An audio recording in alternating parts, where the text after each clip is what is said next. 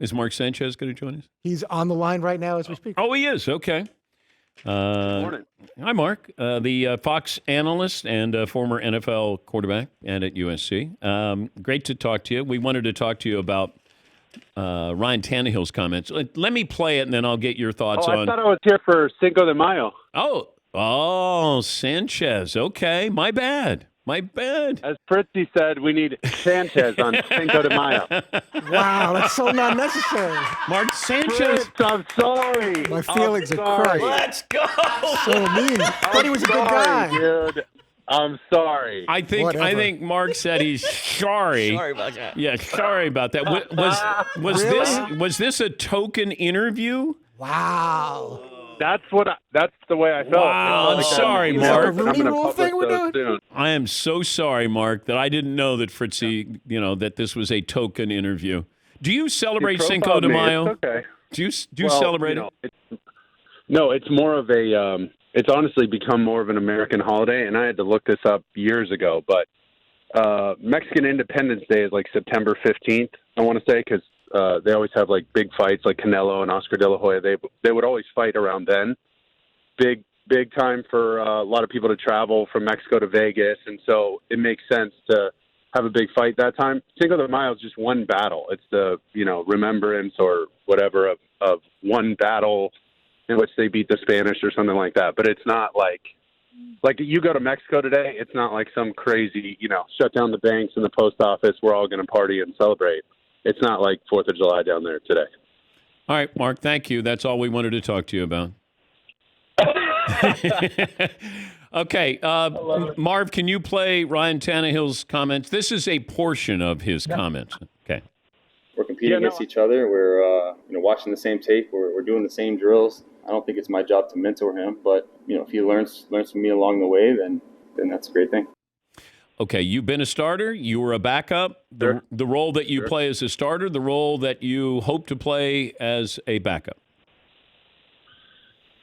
So I think your answer yesterday, Dan, and that's what prompted this whole thing, not my heritage in coming on the show.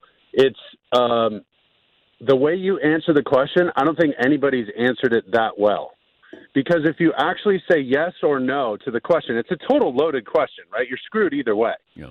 And if you say, yes, it's my job to mentor him, and I'm happy to do it, whether it's true or not, you just sound like a complete pushover and a total wuss. And the fans are like, oh, okay, well, he's ready to pass the baton. That's great.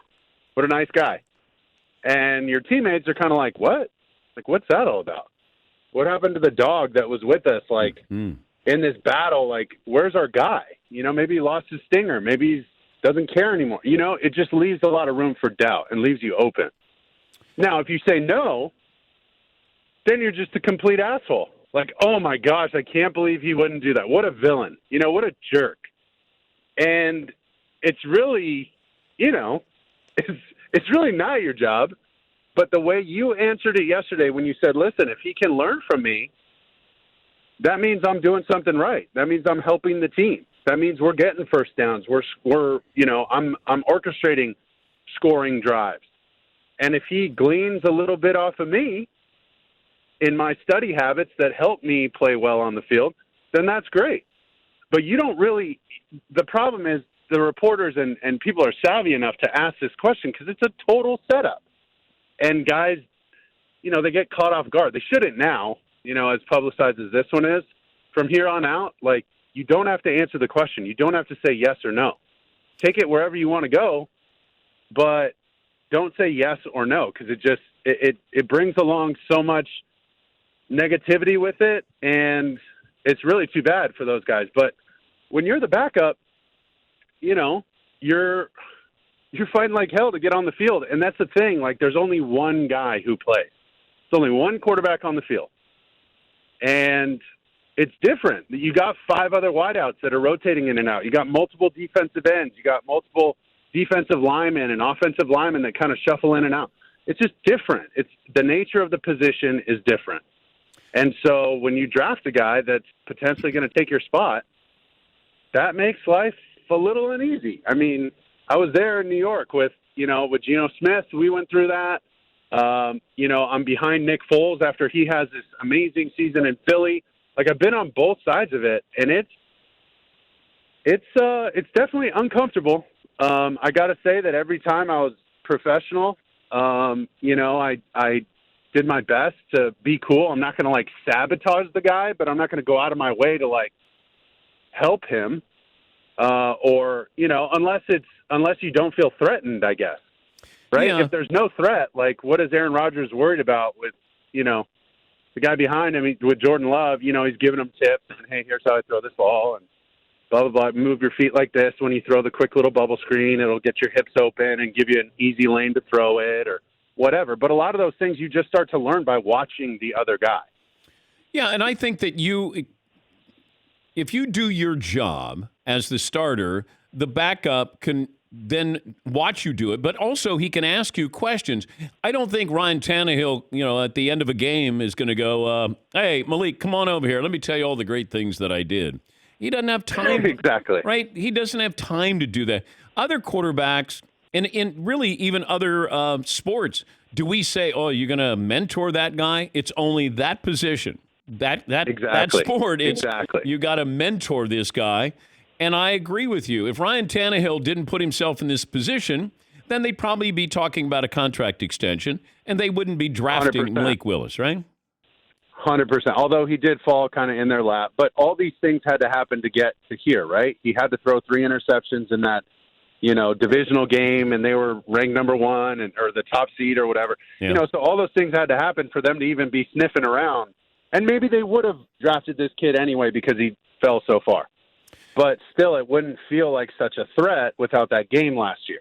And then you put him in this position. And as long as you're professional, because they say, is it your job to mentor, right? You got to go back to the question. What's the actual question?